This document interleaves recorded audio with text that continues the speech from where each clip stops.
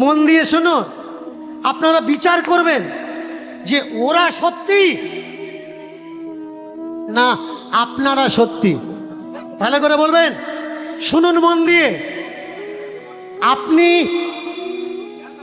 রান্নাঘরে ঢুকতে পারবেন না, কেন? আপনি দীক্ষা নেননি।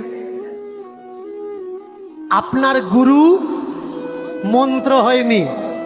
চমৎকার বিষয়, গুরু মন্ত্র হয়নি বলে আপনি ওদের রান্নাঘরে ঢুকতে পারবেন না। গুরু মন্ত্র হয়নি বলে আপনি প্রসাদ বানাতে পারবেন না। গুরু মন্ত্র হয়নি বলে আপনি ওদের ঠাকুরঘর ধোয়া মাজা ঘষা করতে পারবেন না। এক বাবাজিকে আমি বললাম, আচ্ছা বাবাজি, এখন তো কাঠ অত পাওয়া যায় না, এখন সব গ্যাসের ব্যাপার, তাই না? তা যে গ্যাস সিলিন্ডার দিয়ে আপনারা ঠাকুরজির ভোগ রান্না করছেন, ওই গ্যাস সিলিন্ডার গত মাসে অন্য কোনো জাতের বাড়ি ছিল কিনা কোনো সার্টিফিকেট আছে?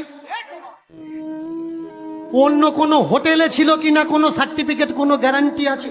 যে হোটেলে ওই গ্যাস সিলিন্ডার দিয়ে ডিম তৈরি হয়নি, মাছ তৈরি হয়নি, মাংস তৈরি হয়নি, আপনি বলতে পারবেন এটা নিরামিষ সিলিন্ডার? বলতে পারবেন। তাহলে মাছ মাংস রান্না হওয়া সিলিন্ডার যদি গোপালের ভোগ তৈরি হতে পারে, যারা মাছ মাংস খায় এরা ঠাকুর ঘরে ঢুকবে, আপত্তি কোথায়?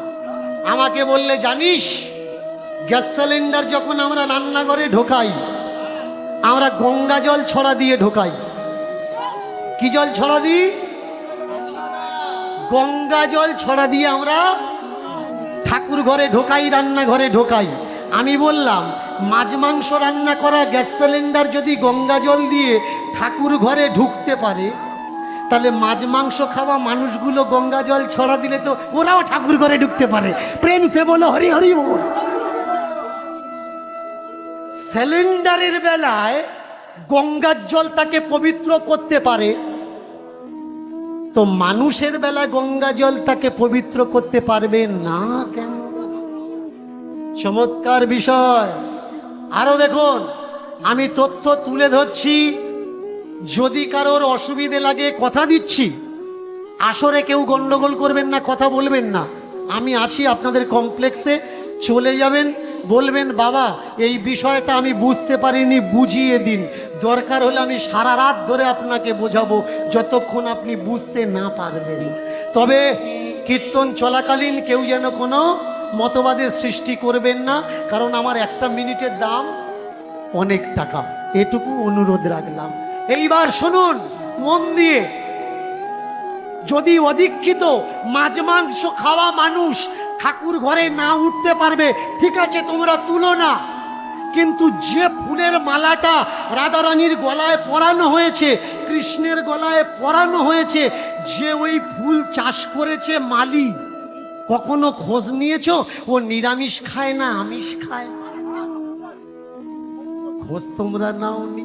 ওই ফুল তুলে এনে যে মালা গেঁথেছে, খোঁজ নিয়েছো সকালবেলা চান করে মালা গেঁথেছে না বিনা চান করে মালা গেঁথেছে?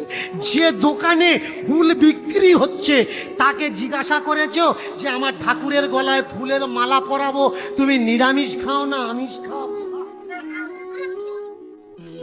নিরামিষ খাওয়া লোক, আমিষ খাওয়া লোক, মাছ মাংস খাওয়া লোক মালা গেঁথে দিচ্ছে, ঠাকুর গলায় দিয়ে বেশ দাঁড়িয়ে আছে, ঠাকুরের অসুবিধা হচ্ছে না, তাহলে তোমাদের অসুবিধা কেন ভাই?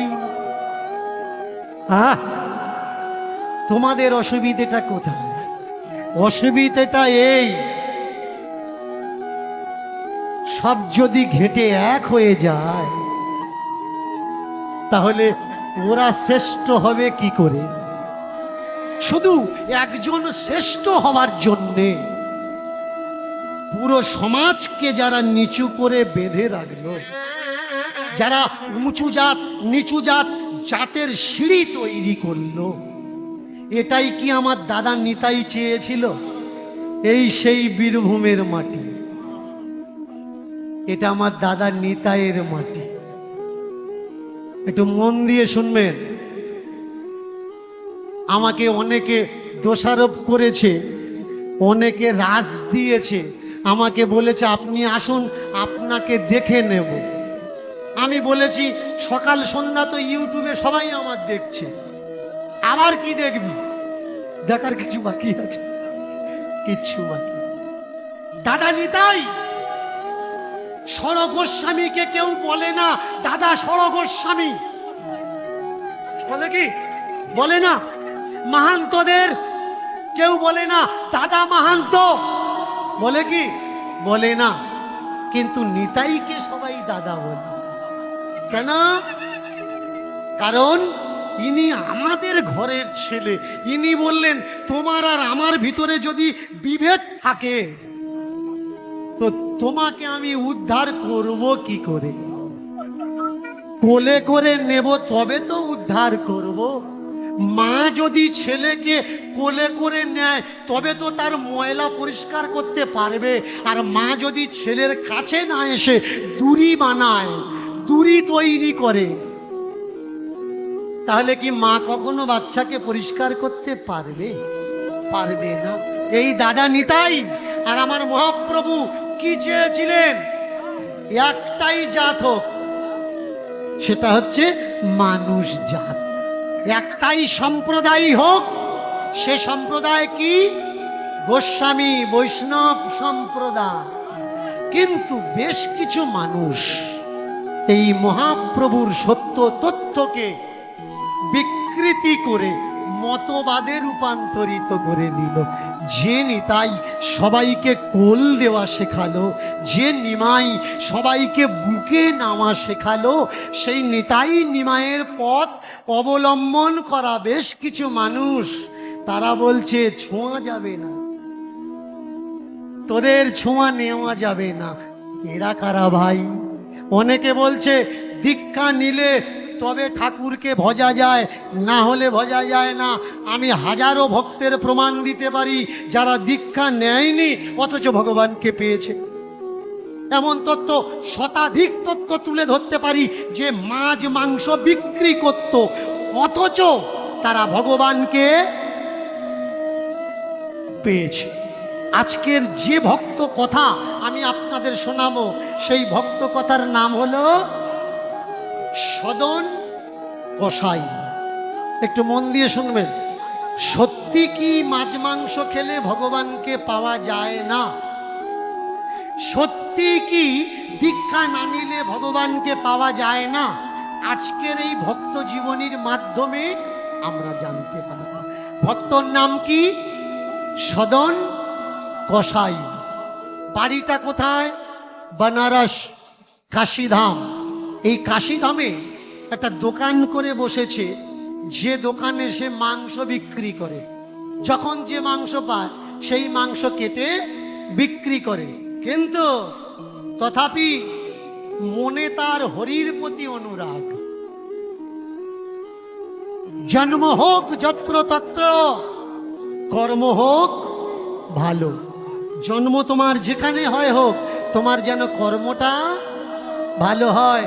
তাই এই সদন কসাই মাংসের দোকানে বসে বসে মাংস তো বিক্রি করে আর হরিকে বলে হে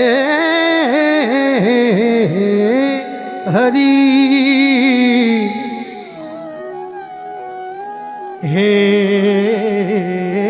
হরি,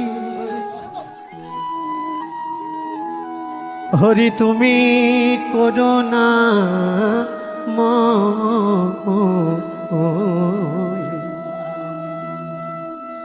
তুমি করুণা করলে তবে এই জীবের গতি হয়।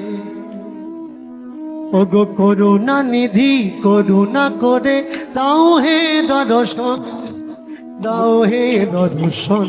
ওগো করুণা নিধি করুণা করে দাও হে দর্শন, দাও হে দর্শন। করুণা নিধি করুণা করে দাও হে দর্শন, দাও হে দর্শন। ওগো করুণা নিধি করুণা করে দাও হে দর্শন, দাও হে দর্শন।